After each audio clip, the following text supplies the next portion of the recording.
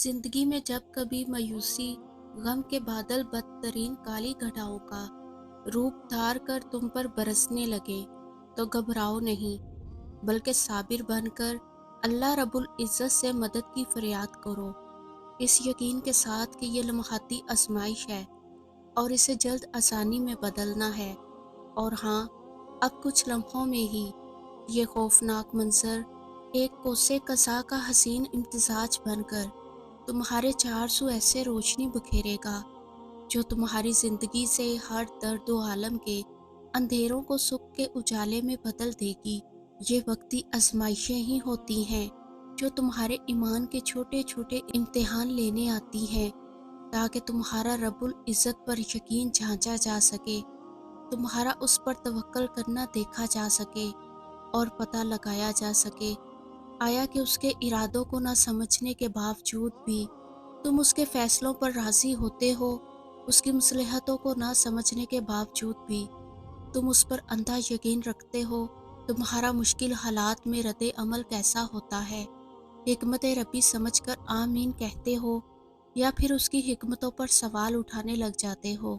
हालांकि वो खुद फरमाता है तुमसे कि अल्लाह ताला किसी जान को उसकी ताकत से ज़्यादा तकलीफ नहीं देता, और फिर फरमाता है कि अल्लाह ताला का वादा है, अल्लाह ताला अपने वादे के खिलाफ नहीं करता।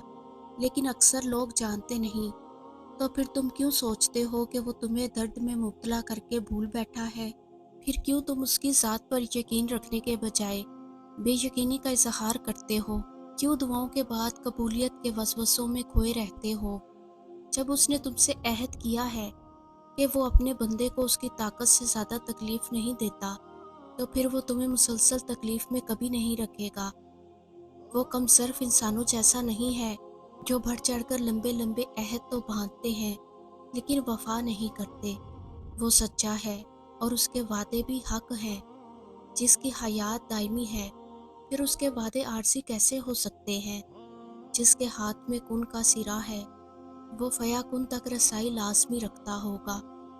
और फिर जो कुन से फया कुन तक का मामला जानता हो, फिर वो तुम्हारे मामलात ना संवारे, ऐसा हो ही नहीं सकता। और जो वक्त तहज्जुद अल्लाह रब्बुल इज़्ज़त को अपने दिल का हाल सुनाते हैं, अल्लाह रब्बुल इज़्ज़त भी फिर उनके दिल को कभी बेहाल नहीं रहने देता।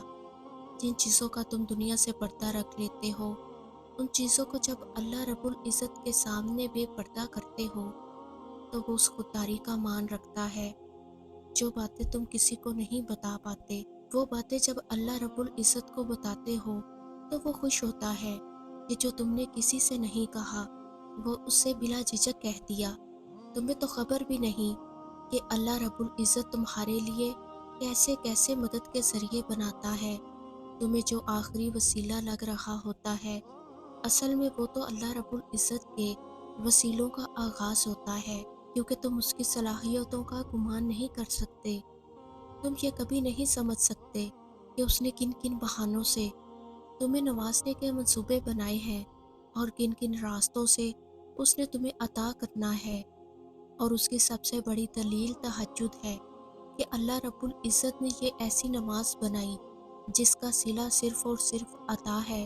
वो चाहता तो तहज्जुद बनाता ही ना, लेकिन उसने अता करना था और उसने अताओं के लिए तहज्जुद जैसा बहाना बना दिया।